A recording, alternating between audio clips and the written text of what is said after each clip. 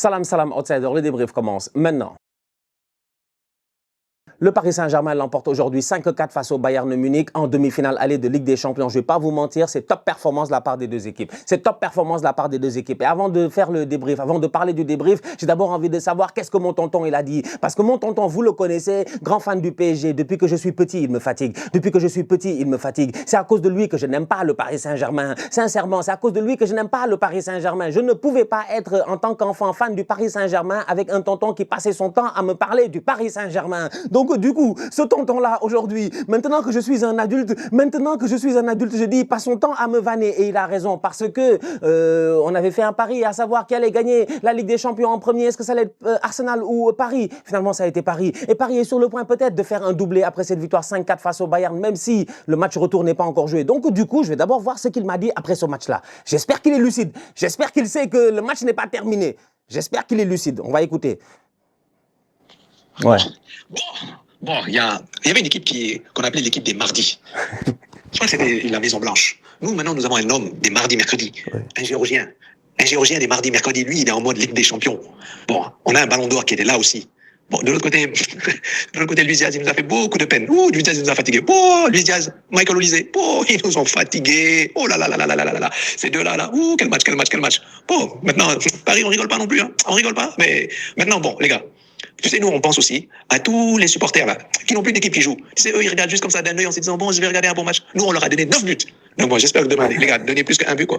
Faites plaisir aux supporters qui n'ont plus d'équipe. S'il vous plaît, Arsenal, Atlético, faites un peu comme nous. Faites un match d'anthologie, s'il vous plaît. Bon, au final, le vainqueur, c'est Paris. Mais faites-nous un match d'anthologie. Il fallait qu'ils me vanne à la fin. Je savais, je vous ai dit.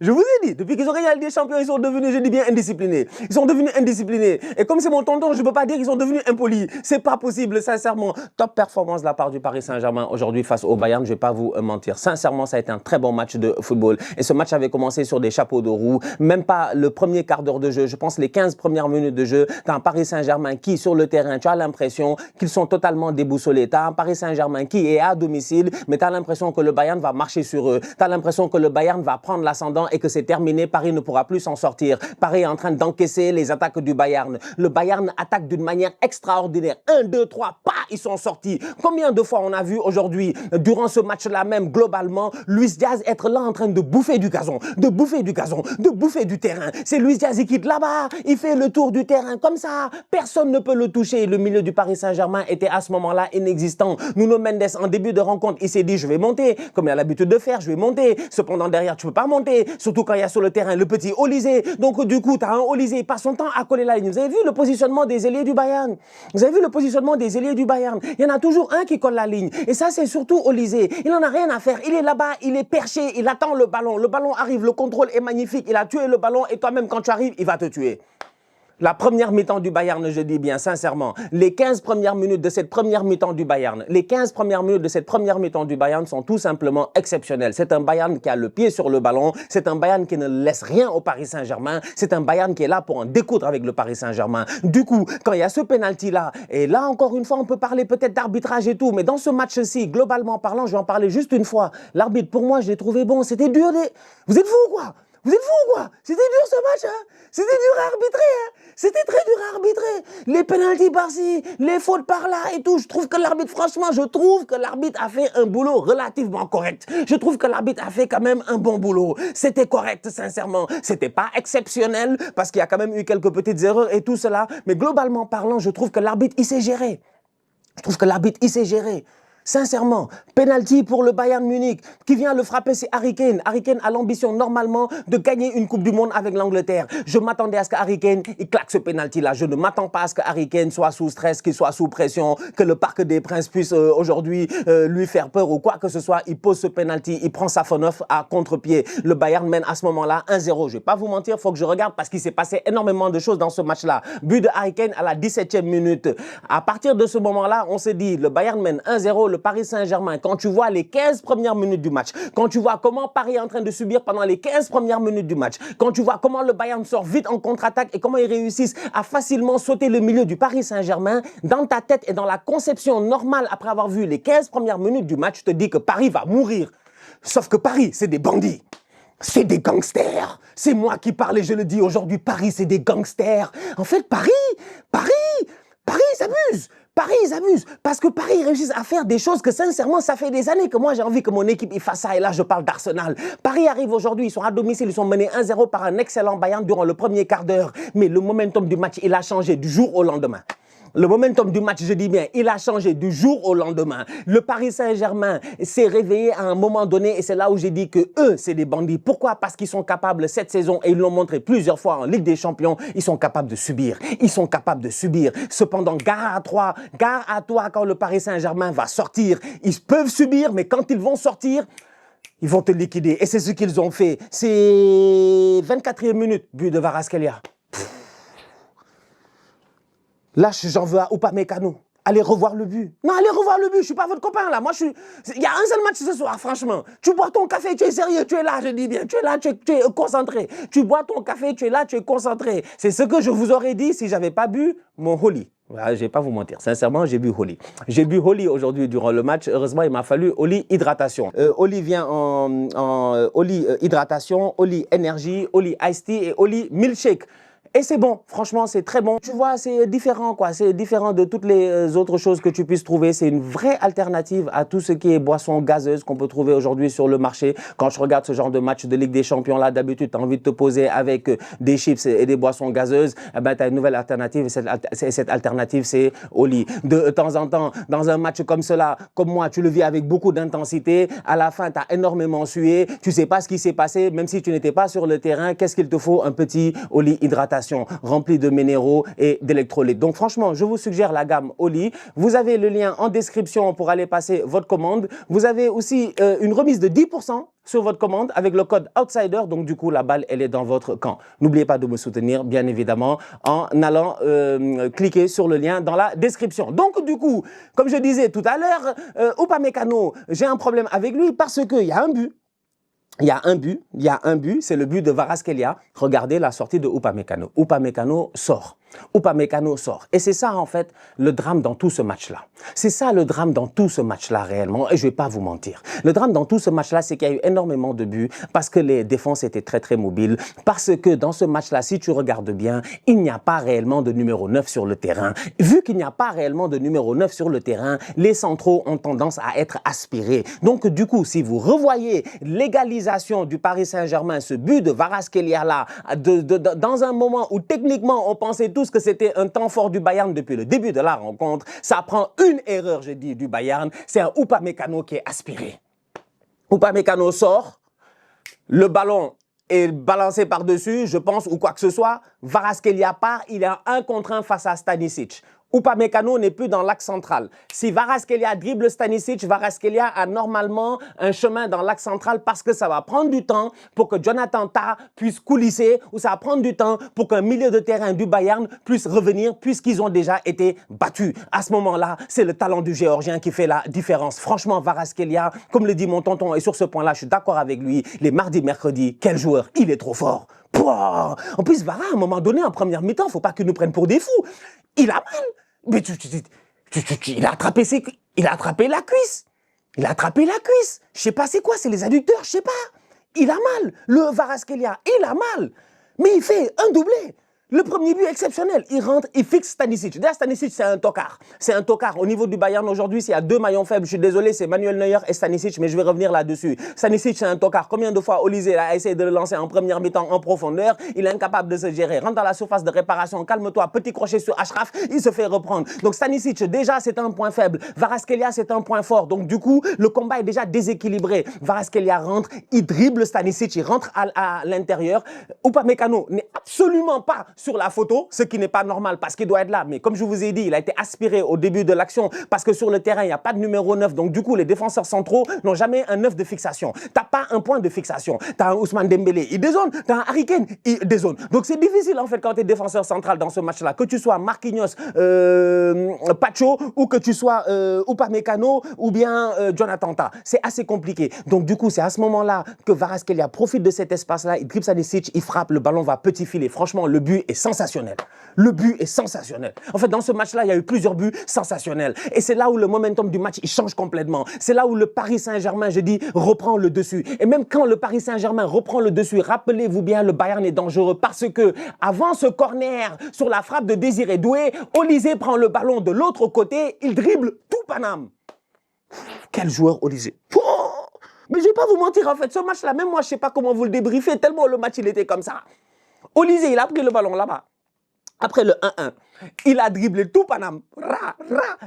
Il est arrivé, je dis bien, jusqu'à la ligne de but. Il a soulevé le ballon. Je me suis dit, il y a quelqu'un qui va la mettre contre son camp. Il va se passer quelque chose et tout. Les Parisiens s'en sont sortis. Sur l'action qui suit, Désiré Doué va faire là-bas un dribble, deux dribbles. Il rentre, il frappe. Le ballon a-t-il été contré ou pas? Je ne sais pas. Je n'ai pas revu le ralenti. Cependant, d'après certains commentaires que je vois en ligne, ils disent que le ballon n'a pas été contré. En tout cas, la décision a été prise. C'est un corner pour le Paris Saint-Germain qui vient claquer un but. Pépin 3 pommes, j'ai un problème. C'est Pépin 3 pommes. C'est Pépin 3 pommes. C'est le boy le plus petit sur le terrain qui vient claquer une tête décroisée, qui vient complètement battre Manuel Neuer. Sincèrement, c'est le boy le plus petit sur le terrain, João Neves. Et ça, moi, je ne suis pas d'accord. Je ne suis pas d'accord, sincèrement. João Neves, ce n'est pas la première fois qu'il le fait. Ce n'est pas la deuxième fois qu'il le fait. Ce n'est pas la troisième fois qu'il le fait. Un homme averti en vaut deux. Là, sincèrement, le monde entier a été averti plus d'une dizaine de fois sur ce petit João Neves-là. Il a l'habitude, les reprises de volée, les buts de la tête, il est dangereux. Et ça, on l'a vu plusieurs fois en Ligue 1 avec le Paris Saint-Germain et même dans d'autres matchs. João Neves est tout seul au marquage. Il vient, il coupe ce ballon. C'est sensationnel. Ça fait 2-1 pour le Paris Saint-Germain. On est à la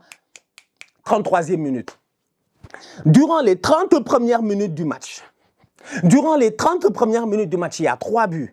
Il y a 15 minutes, j'ai envie de dire sincèrement, d'un momentum très intéressant d'un Bayern Munich et d'un Paris Saint-Germain qui n'a pas l'air d'être bien rentré dans son match. Et il y a un PSG qui, du jour au lendemain, on dirait ils ont juste allumé la switch.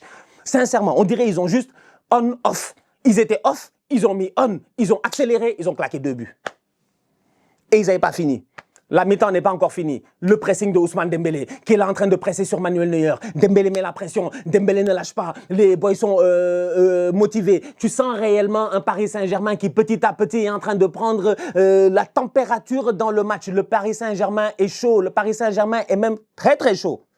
Le Paris Saint-Germain est même, je dis bien, très, très chaud. But de Olysée. C'est ce match-là, c'était vraiment... En fait, le match Paris Saint-Germain, truc là, attends, bouge pas. Je vais vous montrer. Tu vois?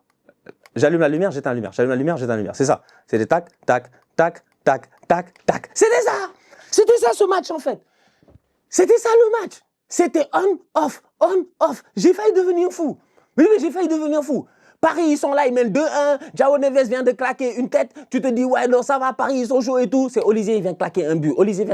Pourquoi? Parce que tu sens réellement que dans ce match-là, s'il y a une chose qui s'est passée, s'il y a un truc qui a posé réellement problème, encore une fois, c'est le fait que ces deux équipes jouaient sans un numéro 9 de fixation. Donc, du coup, il y a souvent beaucoup de joueurs, il y a souvent pas mal de congestion à l'entrée de la surface de réparation parce que Harry Kane va redescendre, parce que Ousmane Dembélé va redescendre. Et donc, du coup, au niveau du Paris Saint-Germain, tu te rends compte que les milieux de terrain, plusieurs fois durant la première mi-temps, on le voit, ils ont un problème pour réussir à traquer Harry Kane. Qui va prendre Harry Kane? Ça pose des problèmes, ça crée des espaces. Ça crée énormément d'espace. Et au-delà de cela, à chaque fois que Paris contre, Paris a du mal à revenir. À un moment donné, on est peut-être à la 30 et quelques minutes, mais regardez le retour de Kvaratskhelia. C'est Kvaratskhelia qui est de son côté.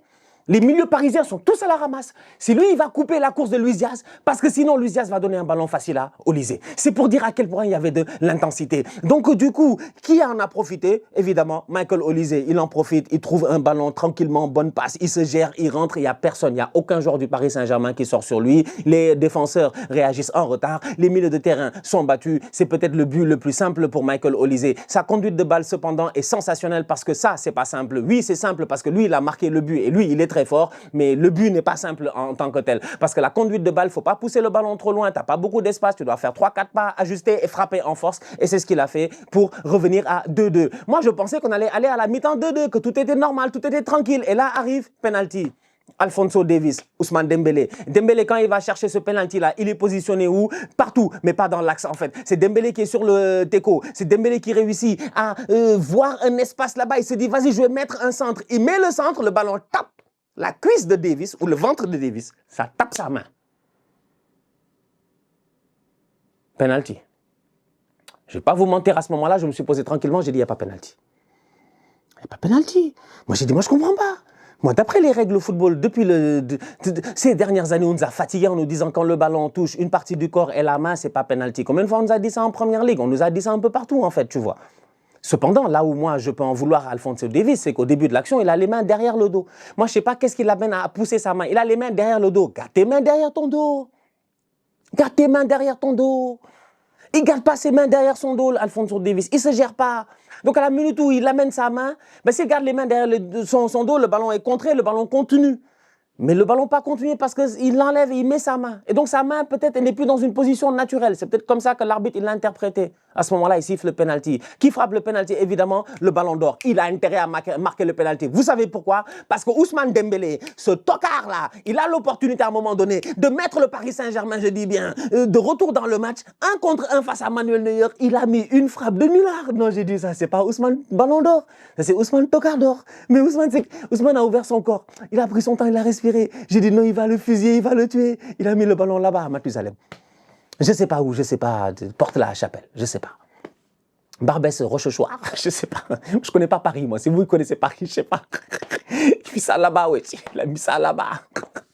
Vitry-sur-Seine, je ne sais pas. C'était n'importe quoi. Souvent, j'ai dit, Ousmane, il se fout des gens. J'ai dit, Ousmane, il se fout des gens. Mais là, Ousmane, il a pris ses responsabilités. Déjà, sa première mi-temps est au top parce que franchement, il n'arrête pas de bouger. Il n'arrête pas de courir. Il n'arrête pas de mettre la pression sur les défenseurs et sur le gardien du Bayern. Il n'arrête pas de les fatiguer. Il est récompensé en fin de rencontre.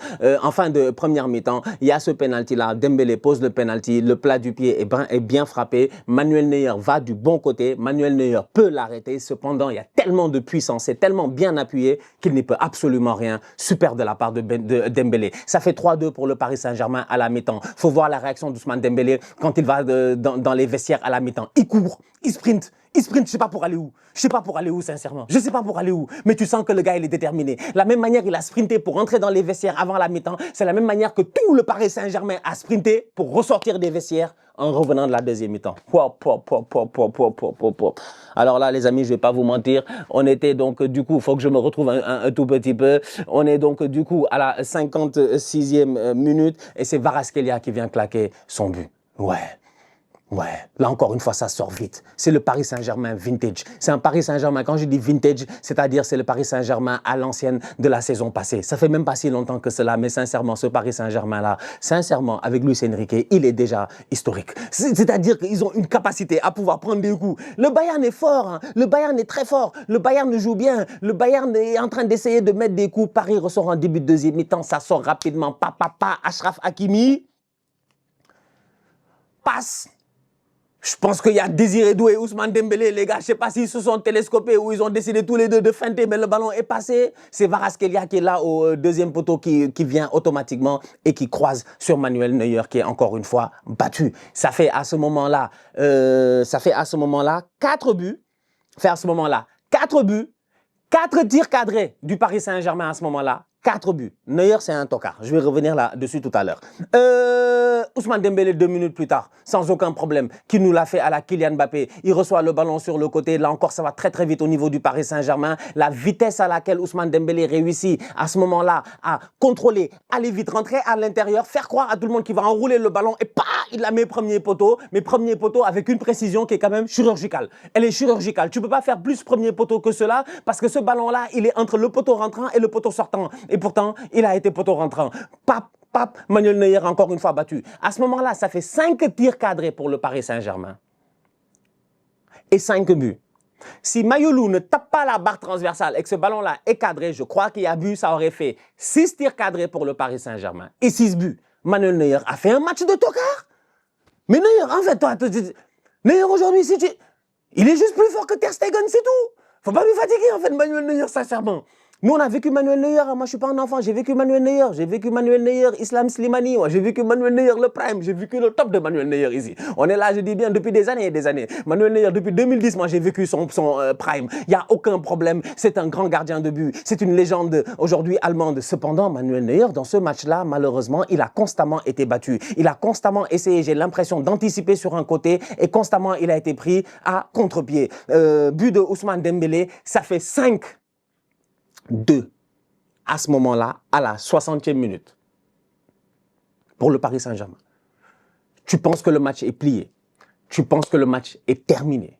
Tu penses qu'il n'y a absolument plus rien à jouer. Et c'est à ce moment-là que le Bayern, de nulle part, réussit à claquer un but. 5 minutes plus tard, coup franc de Kimmich, tête de Upamecano, il a effleuré le ballon.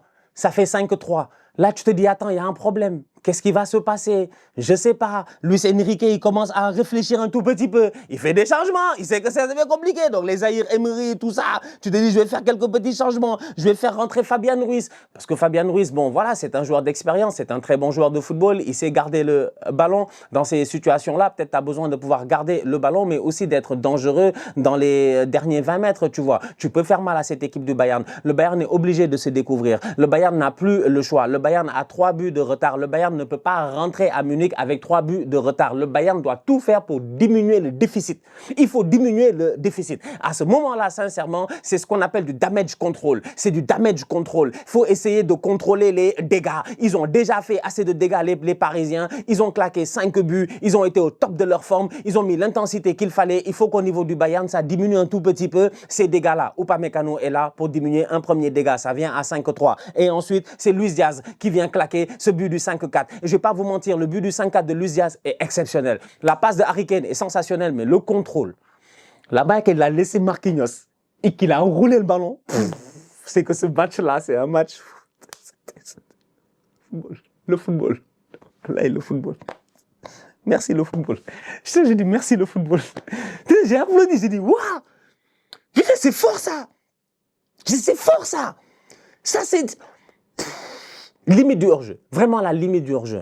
Ça se joue à rien du tout. Ça se joue à une pointure de chaussure entre Marquinhos et Luis Diaz. La course de Luis Diaz est parfaite. La passe est parfaite. Le contrôle est parfait. La finition est parfaite. Safonov n'y peut absolument rien. Ça fait 5-4 pour le Bayern. Et à ce moment-là, le Paris Saint-Germain commence un tout petit peu à trembler. Mais à ce moment-là, j'ai envie de dire, comment il s'appelle, Vincent Kompany, se dit aussi qu'il y a moyen que là, ça suffit.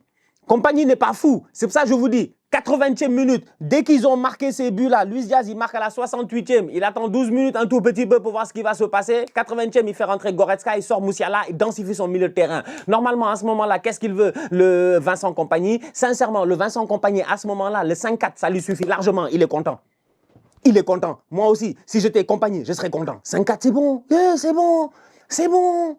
Il n'y a plus de but à l'extérieur. 1-0 là-bas, t'es revenu à 5-5. 2-0, t'as sorti le PSG. 2 buts de différence, t'as sorti le PSG. 3-1, t'as sorti le PSG. Attention, connaissez le football, tout est possible. 5-4, c'est un excellent score. Il fait rentrer Goretzka. Goretzka fait la rentrée la plus tocaresque que j'ai jamais vue de ma vie. Goretzka se fait rattraper là-bas par je ne sais plus qui. Goretzka qui perd un ballon ici par je ne sais je ne sais pourquoi. Goretzka, Léon Goretzka, il s'est foutu de notre gueule, sincèrement. On connaît Goretzka. Goretzka, c'est pas n'importe quel joueur, normalement. Mais il n'a jamais pris le tempo de ce match-là. Donc, du coup, heureusement pour le Bayern que finalement, les Parisiens n'ont pas réussi à claquer le 6e but. Parce qu'en fin de rencontre, autant le Bayern aurait pu égaliser sur cette tête de Kimmich et ce sauvetage sur sa ligne, je pense, de Pacho, autant les Bavarois auraient pu eux aussi encaisser un but sur la frappe de Mayulu qui frappe la barre transversale. Sincèrement, top rencontre de football entre le Bayern et le Paris Saint-Germain. Le Paris Saint-Germain l'emporte 5-4 dans cette phase aller-là de demi-finale de Ligue des Champions. Cependant, le match retour dans une semaine, tout est possible. Les jeux sont ouverts. Vu qu'il n'y a pas de but à l'extérieur, tout est possible en fait. Le Bayern, il suffit juste qu'ils gagnent chez eux, qu'ils se gèrent normalement, ils n'encaissent pas de but, ils sont sûrement peut-être qualifiés. Donc, j'ai hâte de voir ce que ça va donner. Maintenant, dans ce match, j'ai quand même envie de parler de quelques petits trucs parce que côté parisien, je m'inquiète. Il y a eu des blessés. Il y a eu pas mal de blessés. Kvaratskhelia, je suis pas sûr que... Bon, il a forcé, hein, il a poussé jusqu'à sa sortie vers la 80 et quelques minutes, mais... Voilà. Comment il s'appelle Achraf Hakimi, à un moment donné, en fin de rencontre, c'est parce que Luis Enrique, je pense qu'il a épuisé tous ses changements, ou du moins, il a épuisé toutes les fenêtres de changement. Il ne peut plus rien faire. Donc, Achraf reste sur le terrain, mais Achraf, il est à terre là-bas. Il s'est fait mal tout seul. J'espère que c'est pas trop grave. Ils ont juste une semaine pour s'en remettre. La Ligue 1 est presque pliée. Ils peuvent, s'ils veulent vendre le match ce week-end, ils n'en ont rien à faire. Ils peuvent donner la victoire à leur adversaire ou whatever. Dans tous les cas, je pense pas que Lens va les rattraper. Donc, du coup, partant de ce postulat-là, je pense qu'il reste juste une victoire au Paris Saint-Germain, je pense, pour être champion de France. Partant de ce postulat-là, normalement, il va falloir mettre les mecs au repos. Parce qu'au niveau du Bayern, moi, j'ai pas vu des Allemands fatigués. Hein. J'ai pas vu des Allemands fatigués. Olise a joué tout son match, il n'avait pas l'air émoussé à la fin du match. Luis Diaz a joué tout son match, il n'avait pas l'air, je dis bien, fatigué à la fin du match. Harry Kane, à la 80, je sais pas, 10e minute, il est à terre. Il y a 2 joueurs du Paris Saint-Germain, il est à terre. Il est à terre. Il se retourne, il prend le ballon, taf, taf, il fait crochet, il ouvre le ballon. Je dis, ouais, c'est quoi ça en fait? Il n'a pas l'air fatigué. Il n'y a pas un boy là-bas qui a l'air fatigué en fait, en fin de rencontre. À part Goretzka, il est rentré 6 minutes, lui, il est fatigué. Donc, du coup, je ne vais pas vous mentir. Attention à l'intensité physique qu'il va falloir mettre à l'Allianz Arena dans une semaine. Parce que vu ce match-là, il va falloir mettre, vu le résultat dans ce match-là, il va falloir mettre la même intensité physique. Si la semaine prochaine, il y a une des 2 équipes qui ne réussit pas à monter au maximum en niveau d'intensité, elle risque de le payer parce que sur ce match-là, ça s'est joué vraiment à rien du tout. Des 2 côtés, ça s'est joué vraiment à rien du tout. Mention spéciale à Safonov qui a fait un très bon match. Franchement, il a fait un très bon match Safonov, je trouve, parce que il s'est géré. Ça n'a pas été super simple, surtout en fin de rencontre. Et puis, tout cela, je trouve qu'il a fait ses arrêts, il sort, il va se sacrifier et tout. Quand je dis très bon match aussi, il faut prendre en considération d'où vient le Paris Saint-Germain. L'année passée, ils ont Donnarumma, qui est indéfiniment, indefinitely, ou je sais pas, whatever it is, le meilleur gardien en fait. L'année passée, c'était Donnarumma, c'était vraiment le meilleur. Et Safonov a dû prendre la place de Chevalier. Et Safonov est vraiment en train de se gérer. Olise et Luis Diaz, c'est le plaisir, c'est le football même. Je ne vais pas vous mentir en fait. Luis Diaz a fait un match. Wow, mais il est tellement fort. Mais il est tellement fort. Mais le Barça, ils ont fait quoi pour prendre Rashford à la place de Diaz? Qu'est-ce qui s'est passé? Qu'est-ce qui s'est passé? Allô, Deco? Deco, viens ici, viens nous expliquer. C'est pas possible, Luis Diaz est fort.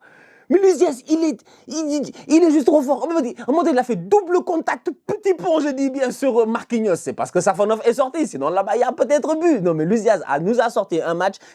Comme j'ai dit, il bouffait du gazon. Il bouffait du gazon. Il a couru partout. Dangereux. Difficile de lui prendre la balle. À un moment donné, il prend le ballon. Tac, tac. De roulette dans la surface de réparation. Il ouvre et tout. Et sincèrement, c'est un Luis Diaz de qualité incroyable. Si c'est ce Luis Diaz-là qu'on voit à la Coupe du Monde, ça va faire du bien à la Colombie. Michael Olise, je ne vais pas vous mentir, en date d'aujourd'hui, si on me dit que Olise va devenir le ballon d'or le plus nonchalant de l'histoire du football, moi je commence à y croire parce que Olise, il est trop fort. Pop, pop, pop. Vous-même, vous l'avez vu dans ce match-là. Je vous l'ai dit tout à l'heure, Olise, il a dribblé tout et n'importe quoi. Il a tellement dribblé Nuno Mendes que Nuno Mendes savait même plus ce qui se passait en fait. Olise, il vient, il fait tac, tac, il passe. En fait, il passe. Salam Nuno, ça va bien? Pas, il passe. Ils s'en foutent de Nuno Mendes. Nuno Mendes, la seule fois où Nuno Mendes a arrêté Olise, Nuno Mendes a failli mourir. Il a dû pousser Olise. Tu sens qu'il a mis toute sa force pour pousser Olise, en fait, tu vois. Et Olise, quand il revient, il rigole et je pense qu'il lui donne une tape en mode genre, t'as échappé cette fois-ci, mais tu n'échapperas plus. Top performance de la part de Olise qui a tout simplement été, j'ai envie de dire, une bouffée d'oxygène dans ce match-là. Une très belle équipe du Bayern avec des armes offensives très dangereuses. Attention, très, très dangereuses. Olise au top de sa forme. Luis Diaz au top de sa forme. Harry Kane en mode déshonneur, franchement, au top de sa forme. Ils sont très, très dangereux. Il n'y a que Musiala, peut-être que j'ai trouvé un peu under the level. C'est un peu normal. Bon, c'est pas comme s'il avait joué toute la saison. Donc, tu vois, on attend encore plus de la part de Jamal Musiala. Mais globalement parlant, le Bayern s'est bien géré dans ce match-là. C'était un match très agréable à regarder. Il y a eu énormément de buts, mais ça s'explique aussi par le fait que il y avait beaucoup d'espace. Il y avait beaucoup d'espace. Les attaquants étaient très, très intelligents, les joueurs étaient très intelligents et voilà, ils ont réussi à créer pas mal de soucis. En fait, je vais finir avec ça. Aujourd'hui, c'est un festival et comme le dit mon oncle, effectivement, demain, j'espère que ce ne sera pas un 0 parce que demain, c'est le Haramboul. Non, demain, c'est le Haramboul, franchement. Mais il ne faut pas m'énerver. Il ne faut pas m'énerver. Moi, je supporte Arsenal plus que n'importe qui ici. J'ai dit, il ne faut pas m'énerver. Moi, je connais mon club. Je sais, bon, nous, si on peut faire le strict minimum, on fait le strict minimum. Maintenant, le truc en Ligue des Champions, c'est que, comme j'ai dit dans ces débriefs, 5-4, 9 buts et 1-0, c'est la même chose. C'est la même chose. Donc, vous êtes beaucoup fatigué. Vous avez fait beaucoup de... Voilà, c'était beau, c'était cool, sincèrement. Tout le monde s'est fait plaisir.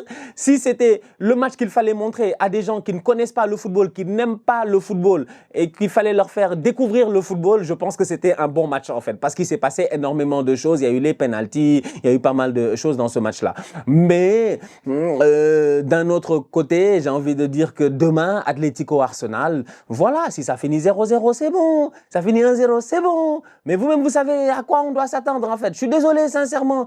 Tu regardes, tu vois Olise, tu vois Luis Diaz, tu vois Désiré Doué. Il a fait un très bon match, Désiré Doué. Franchement, il a fait son match. Hein. Il a fait son match. Il est venu, il a fait son match, Désiré Doué. Le début de match de Désiré Doué n'est pas très bon. Les 10-15 premières minutes, encore une fois, c'est tout le Paris Saint-Germain qui est under the level. Mais après, il est monté dans son match crescendo. Et franchement, Désiré Doué, il a fait son match. Il a allé chercher ses 2 passes décisives. Il a fait son match sans aucun problème. Mais ça, c'est de la qualité. Ça, c'est de la qualité. Moi, regarde les ailiers que j'ai. Ça, c'est des ailiers. Moi, j'ai trop ça. Ouais, c'est compliqué. C'est compliqué. C'est compliqué. Martinelli, ouais, Trossard et Martinelli, frérot. Je regarde les gars. Je regarde Olysée jouer et je me dis, mais est-ce qu'un jour, moi, je vais avoir un joueur de ce qualité-là, de ce qualité, tu vois, j'en perds mon latin, un joueur de cette qualité-là dans mon équipe. Parce que franchement, waouh, la classe. C'était un plaisir de les voir jouer aujourd'hui. Sincèrement, un plaisir. Donc, ouais, très bon match, globalement parlant. Ils se sont gérés, ils se sont tous gérés sur le terrain. Vitinha, petit ballon en cloche pour un clochard qui fait l'ouverture, tac, passe-but. Sincèrement, ça a bien joué. Zahir Emery qui profite en cette deuxième partie de saison de l'absence de Fabian Ruiz, bon, qui est de retour, mais l'absence de Fabian Ruiz pour reprendre du galon, qui retrouve une place en équipe de France, qui retrouve une place ici dans ce Paris Saint-Germain en demi-finale de Ligue des Champions. Franchement, il est à saluer, il a été plutôt calme. João Neves aussi. Sincèrement, c'était un très bon match de football et je pense que presque tout le monde a été à la hauteur de l'événement, sauf à mon humble avis, Manuel Neuer et Stanisic. Voilà, je pense. La famille, on se capte très bientôt pour une nouvelle vidéo, dès demain, avec Arsenal Atlético, le Jaramico. D'ici là, on continue à liker, on continue à partager, on s'abonne, on est ensemble, on reste en santé, toujours le plus important. Tous outsiders.